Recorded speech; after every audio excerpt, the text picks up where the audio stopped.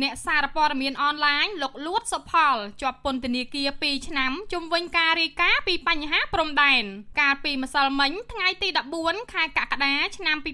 2026លោកលួតសុផលជាអ្នកសារព័ត៌មានអនឡាញនៃសារព័ត៌មានស្រទាប់យុវជនត្រូវបានសាលាដំបងខេត្តឧត្តរមានជ័យផ្តន្ទាទោសដាក់ពន្ធនាគាររយៈពេល2ឆ្នាំពីបទធ្វើឲ្យខូចទឹកចិត្តកងទ័ពនិងបទញុះញង់ឲ្យប្រព្រឹត្តបទឧក្រិដ្ឋជាអាតតាមបញ្ញត្តិមាត្រា472និង494 495នៃក្រមព្រហ្មទណ្ឌលោកសុផលអាយុ38ឆ្នាំត្រូវបានចាប់ខ្លួនកាលពីថ្ងៃទី13ខែកុម្ភៈឆ្នាំ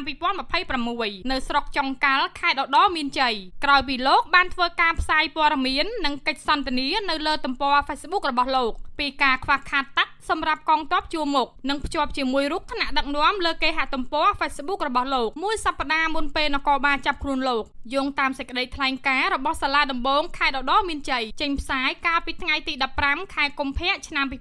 2026លោកសុផលត្រូវបានឃុំខ្លួនក្នុងពន្ធនាគារខេត្តឧត្តរមានជ័យចាប់តាំងពីការចាប់ខ្លួនលោកមកអំឡុងពេលសាកសួរនៅស្នងការដ្ឋាននគរបាលខេត្តឧត្តរមានជ័យលោកសុផលបានចេញវីដេអូមួយនៅលើទំព័រ Facebook របស់លោកដោយបញ្ជាក់ថាវីដេអូដែលលោកបានផ្សាយផ្ទាល់នៅព័ត៌មាននិយាយពីការកង្វះទឹកសម្រាប់កងទ័ពនោះជាព័ត៌មានមិនពិតនិងលោកសុំទទួលកំហុសចំពោះការផ្សាយព័ត៌មាននេះការផ្សាយពីបញ្ហាកងទ័ពខ្វះទឹកនោះក្រោយមកត្រូវបានលុបចេញវិញ